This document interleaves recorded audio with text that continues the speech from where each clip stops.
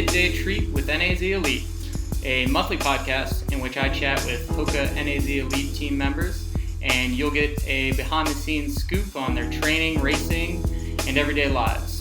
I'm your host, Eric Senseman. You can find our monthly podcast on SoundCloud by searching HOKA NAZ Elite, and you can learn more about the faces behind the team by visiting their website, nazelite.com, their Facebook page, Northern Arizona Elite, or their Instagram and Twitter, both at NAZ_Elite.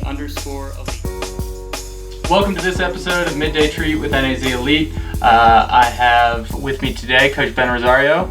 Ben, welcome. Thank you for having me. This is exciting. Not your first time. I think you're the most frequent But not by much. Not by much. That's probably true. You've had Baxter on a few times and Fob's on a few times. I think we all enjoy it, though. We like when you're on the podcast. Well, thank you. Yeah. Well, this is the first of a series leading up to the trials in late February. So that's our topic today. We'll talk about the athletes and where they are in their training block, where they're going, talk about the trials itself. And then, in the coming weeks, we'll have some of the athletes on to chat more in more detail with them. Ben, we'll start. Obviously, I mean, you're the person to kind of, you've got the cards, you've got the plan, you know what's going on. So we're going to try to unveil some of that. Sure. So what? I guess we'll start with where we are now. So we're 9 weeks out. You probably know exactly. We'll be 10 weeks out on Saturday. We'll be 10 weeks out on Saturday. Okay. Yeah. So in terms of this build, you're just a couple weeks in, more or less? Yeah, I mean, it's more or less, but it depends on how you look at it. But the folks who ended their season in early October, Steph Bruce at Chicago, Scott Smith at Chicago, Scott Fauble at the 10-mile champs, they've been running for a longer period of time as it relates to when they took their break. Right. And then athletes, Kellen and Alafine and Sid, who ended their seasons in November, they're only a couple of weeks into their running post-break. But the October folks, we were very gradual. So they've already pretty much come together, and we're on the same page now. Yeah, and just to make it clear, I guess, you have 6 athletes. Yeah, 3 men, 3 women. Steph Bruce, Kellen Taylor, Alafine Tuliamuk on the women's side, Scott Smith, Scott Fauble, Sid Vaughn on the men's side. Right. And so in terms of where you are now, or so far, I know you just had probably one of the first bigger workouts this past week, 12 by 400s. They did 16 by 400, and then we ran over to a really hilly 3-mile loop, which they ran at Marathon Effort, and then we finished up doing some 8 times 30 seconds fast, 45 seconds easy. So what at this point, can you take away much at this point from some of these early workouts? I think they're ahead of schedule in some ways, but not in a scary way. You don't want people to get too fit too quick, but they look good, the vibe is good. It's funny because I've been working on that outline for like a year and a half, the marathon trials outline, and so it's been weird to start to see them actually do the sessions. Sure. Particularly, the one you mentioned this Tuesday, because that was one that was a little different, because part of the idea here with this trials build is that, of course, we're staying true to our general principles and our general template, if you will, but there are workouts that have been modified to prepare us specifically for the Atlanta course, and that was one of them, the first in a series. Sure. And it went really well, and they liked it. And that's part of it too, is you gotta, the athletes, of course they have to buy in, and all these folks already have, but they have to, you want to see them finish a workout and be like, yeah, that made sense, like that's really going to prepare us, because you want them on the line eventually feeling like over the course of the segment they prepared for anything and everything that's going to be thrown at them on the day. And so that was the first step in that process, and I think it was really good. Yeah, so the course itself, when you talk to someone about the trials, everyone talks about the course. Maybe, I feel like maybe more so than in the past, because it's a little bit different than your typical. Oh, of course, way different than Houston or LA. Exactly. So you've had athletes run well at New York City. You've had athletes run well in Boston. I would think those are certainly more similar to what you expect in Atlanta than a Chicago or London or whatever. How similar, just generally, and maybe the answer is not at all, is this block in preparing for this course to, say, a Boston or a New York like you've done in the past? It's certainly more similar than anything else. There's just slight differences. In Boston, we really get ready for the downhills because there's more. It's a point to point, and there's more up. Or excuse me, there's more down than up. In New York, yes, we're getting ready for pace change and some up and down, but not as dynamic. In Atlanta, we're getting ready for constant up and down. There really is no flat. And so that's the difference. But yeah, some of the courses that we've used for Boston and New York, we'll use again. I think the difference is just the constant up and down becomes a little bit more of a theme in this segment, whereas Boston, the theme is a little bit more downhill centric. Sure. And then New York is a little more, I guess, New York is just you hate to say this, New York is a very hard course, but it's like a watered down version of what we'll be doing because, yes, we're looking for up and down, but not crazy up and down. Just some, because like even when you're going through Brooklyn, you're kind of like going like this a little bit, so we're looking for things like that. Right. And in preparing these 6 athletes for the trials, you obviously, two things you have to account for are the course in the field to some extent, right? Mm-hmm. I mean, the other competitors. You've actually gone out to the course already last month, I believe. I was out there in July. The other athlete, I was there with Kellen after she ran Peachtree. The other athletes have ran it last month. Yeah. And so what for you was, in terms of the timing, when you went out there, why you went out? Just talk to me about the purpose of that. Well, I needed to see it so I could build the schedule. I already had my thoughts, but seeing the course really helped me pick the terrain and then helped me make a couple of tweaks. The athletes needed to see it because they needed to know that anything that we did was calculated and for a reason. And that certainly was the feedback that they gave me. I mean, they saw the course and they said, oh, I get it. Like, that's why we're going to do these crazy runs and these crazy hilly workouts because it's all hills. Right. Yeah. And when in terms of the feedback from the athletes, after being there and seeing the course, do you feel like it was intimidating at all? Inspiring? No. I mean, Kellen didn't feel intimidated by it at all. That's not really surprising. And the other athletes took it as a cool challenge. I mean, nobody was scared of it by any means. I think they're ready to take it on, take on the challenge of preparing for it. Sure. I think they're excited about that challenge. Right.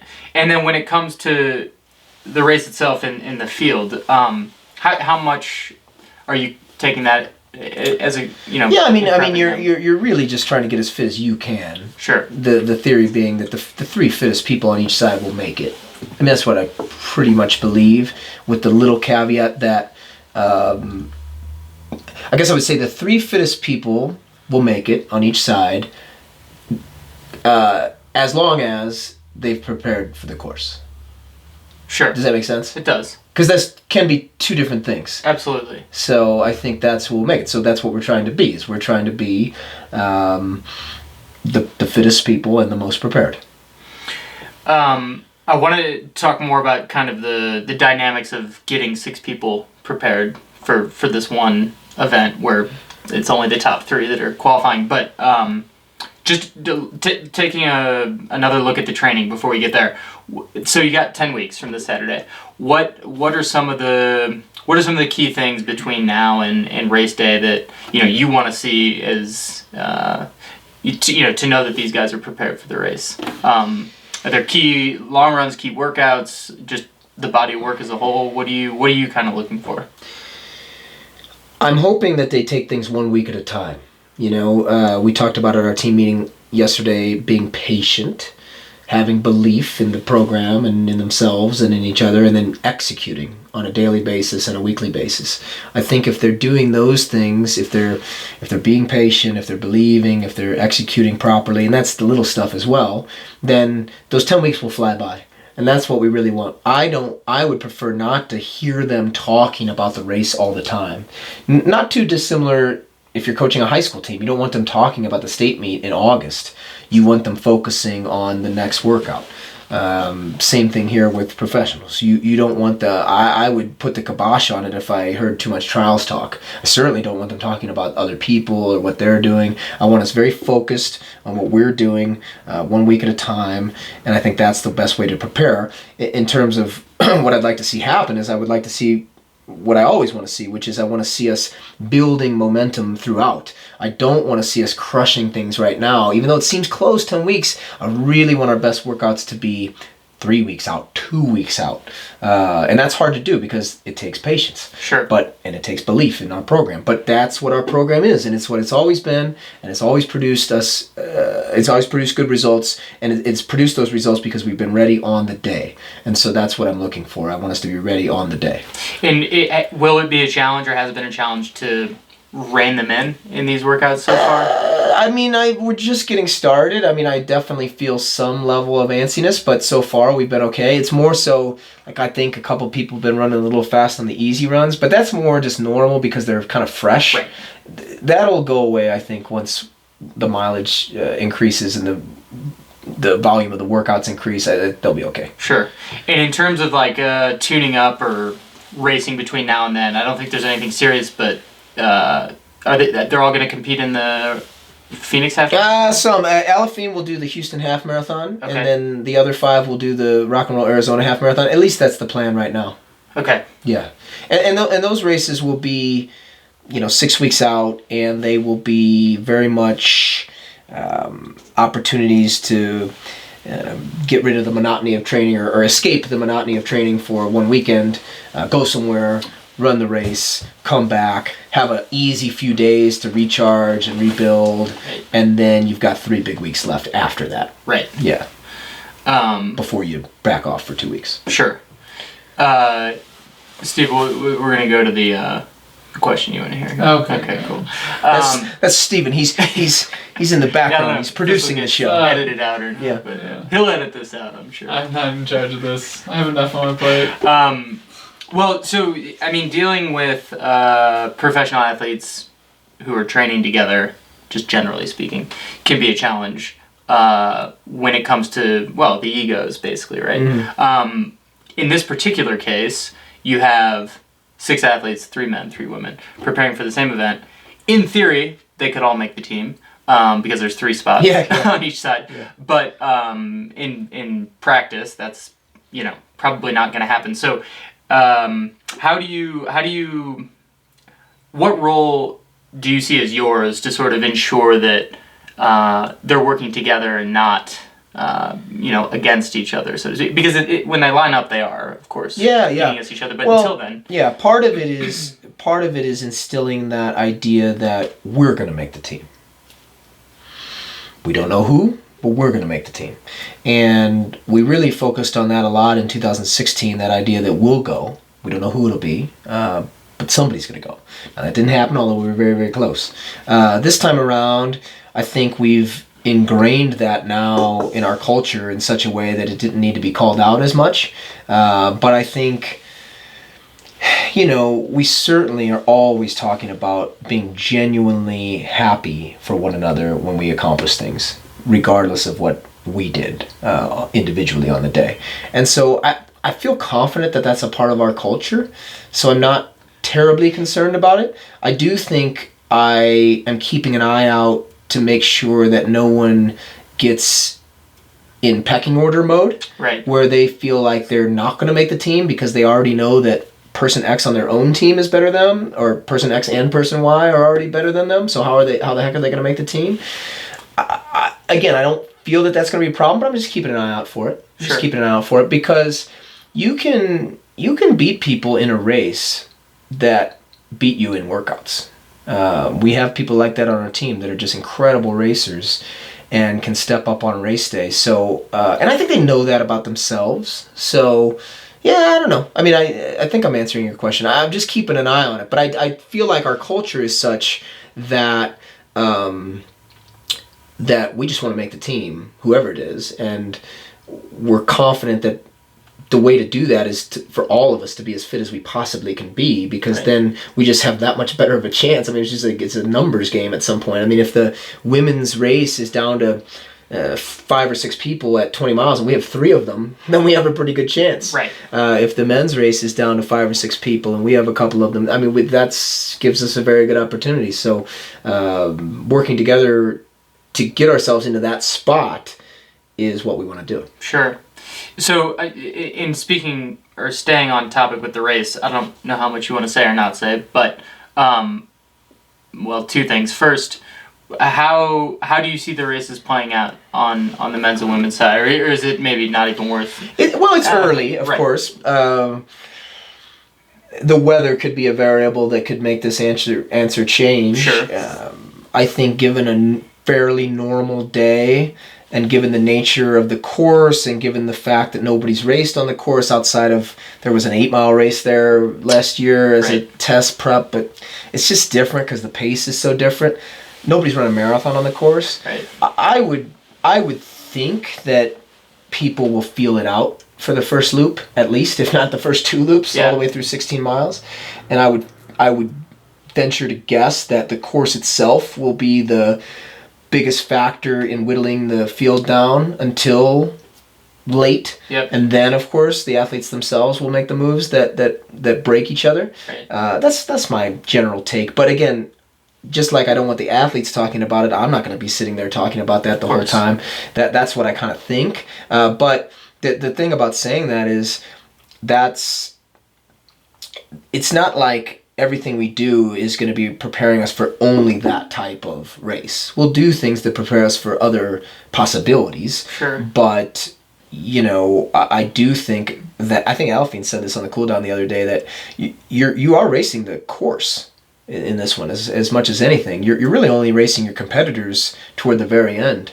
And that's kind of any marathon, but I think when you have a new course, something nobody's ever done before, there is certainly an element of beating the course first before you need to worry about beating your competitors. Right. And it's going back to the course then, or the conditions surrounding the course, in the event that, well, what are some options when it comes closer to the race in terms of weather? So say it's going to be really warm. You're seeing the forecast, and that's going to be the case. How is that going to change? Is that going to dictate much for you? Well, we'll already have done some things to prepare for that possibility as we wind down those last few weeks. Winding down, not referring to the training. The training will be ramping up, but as on the calendar as we get closer and closer, and then there's a possibility that we could go down south to Orlando or something 2 weeks out if it looks like it's going to be unseasonably warm. Right. Okay. So that would be a change, I suppose. But sure. We've run well in the heat quite a bit recently, so feel good about our protocol. Right. Steven, do you have anything else you were thinking would be valuable? Not off the top of my head. Okay. You've had time to think about it, so. I know. Well. Is there anything else you want to talk about? Well, I didn't know if you wanted me to give the listener a little bit of a heads up on where everybody's at. Yeah. Let's talk more about that. One by one, just real quick. Let's do it. Okay, ladies first. So Steph, of course, has been running for a few weeks now because her season ended in October in Chicago. So she was able to get a little race in at the Turkey Trot in San Jose. But her mileage is up around 100 now this week, and it's close to full mileage for her. And is that, what does she peak at? Yeah, I don't concern myself too much with the overall mileage, but I think we'll probably stay around that, and maybe a couple weeks because of the nature of a couple of the workouts we'll bump up a good bit from there, but not too worried about that. But she's very healthy and feels very good. Kellen is not as far along because she hasn't had as many weeks since her break, and she's a foster parent, so that's an extra stress in her life. I think she's probably in a weird way where she needs to be, because she, I think, doesn't feel very fit right now, but that's probably a good thing because she can get fit very fast, and we want her ramping up toward the end. Aliphine's sort of in the same boat in the sense that she ran New York, took a break, and she's good at taking breaks. She really takes a break, you know. She went to Mexico, she had a vacation with her boyfriend, and then she went to Santa Fe for a couple of weeks and hung out with him there, and I think now is locked in. Yeah. So she took the mental break she needed, and now she feels very locked in. So that's Aliphine. And the three of them, does their mileage stay pretty similar through the bulk of training? Yeah, maybe. I mean, Kellen probably can handle a little bit more. You would think Aliphine could, but then again, she got hurt. Right. So I'm not really keen to push that on her. Yeah. But for Kellen, she can handle more. I mean, she's been up around 130. Okay. Actually, for multiple weeks in a row before the Boston Marathon, where she had to drop out. But again, that eventually led to the Grandma's 224. So I'm certainly not afraid to give Kellen mileage, although life has to be such that she can handle it. Anything else on the ladies, or? No, I think that's good. So the guys, I'll start with Sid. So Sid is, I'm telling you guys, Sid is so good. He's so talented and he's really good. He just has had a rough year because every time he starts to get fit, then he gets a little, like, energy levels got weird in the spring, and then in the fall he got an IT band thing, and it's just been frustrating because the running world is not seeing what I'm seeing on a daily basis. But the way I feel about Sid is, hey, let's acknowledge where he's at. He's not as experienced as Scott and Scott. That's okay. Let's not try to run step for step with Scott and Scott in terms of mileage, in terms of all the workouts. Let's pull Sid away from them a couple of times and give him workouts that are really good for Sid and that have proven to be workouts that Sid responds to really well. And let's see if he does something like that midweek and then join Scott and Scott on the weekend, right? Things like that. So those are some of the little tweaks that Sid will have, because I just want Sid healthy and on the line healthy. Yeah. And then, because you don't have a chance if that's not the case. Right. And so I want him healthy and fresh. Yeah. And so if we undercook him a little bit, so be it. That's how I see Sid. But he is healthy right now. Looks very good in practice. Scott and Scott, I hope to just be able to give them the exact same schedule. Yeah. My hope is that every week it's just write Scott Smith's schedule, copy and paste, Scott Falble, or vice versa. That's how it was before Frankfurt. That's how it was before New York when they ran those races together. And I would hope that that's how it'll be before this one. And they'll just be pushing each other along the way the whole time. And how often are the six of them, or the 3 and 3, getting together? Every day. Every day. Every day, yeah. I mean, there's schedules outside of a couple of workouts that'll be Sid specific. Yeah. For him, should be exactly the same the whole way. Obviously, it's possible that someone will be so fit that we have to give them a little different pace at some point. I was just gonna ask it's that. Possible. Yeah. I mean, it's not necessarily what I'm planning, but it's I would do it. You expect them to be running? I think so. I mean, look.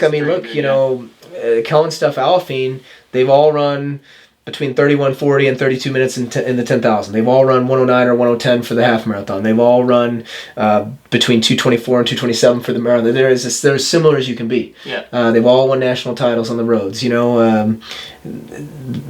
all. I mean, I think their 5K PRs are 15:17, 15:18, and 15:19. Wow. So they're very, very similar. So I would just expect them to do everything together.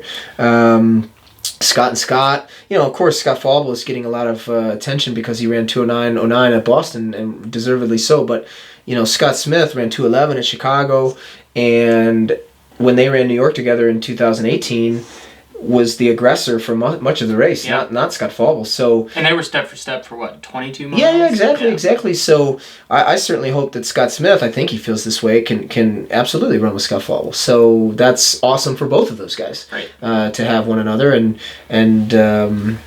I think that'll be a big advantage for them over other people who are trying to train solo. And do you think this course suits any of the six more than the others? I think parts of it suit individuals, differently. There are 3 people on the team that I think are excellent at downhills. Aliphine, Scott Falble, Scott Smith. I think they're all very, very good at downhills, which is great because there's a lot of downhill. Yeah. But there's an equal amount of uphill because it's a loop. Steph, with her stride, is really powerful on uphills. Sid, with his ability to be very quick, is pretty good on uphills. And Kellen's kind of just overarching. She can kind of handle a little bit of everything. I don't think she's particularly better at ups or downs. She's just very good at both, and has run well at New York. So I don't look at anybody and worry about the course, because I think there's aspects of the course that are very appealing to each person and their stride and their strengths. And to maybe wrap up, if we sat down March 1st, that's the day after. Yeah, I'm familiar with that. Or perhaps the afternoon of February 29th. What's gonna, if you're smiling when we sit down then, what happens? We'll have had to make the team, of course. Sure. Of course. That's the goal, But I would say we would really want to make the team on both sides. I would not be smiling if we didn't make the team on both sides. I'd be happy for whoever made it, of course, but that would be a big bummer. That would be a big bummer. I think when you've got people as good as these folks, and when you have the record that they have and that we have as a group, you would really want to make it on both sides. Yeah. Sure. Yeah. There's always some level of disappointment. That's the thing, right? Right. So, hopefully I'll be smiling. Well, we'll continue to check in with you and the rest of the group in the coming weeks. So, look forward to that. Great. Thanks, man. All right, Ben. Okay. Thanks.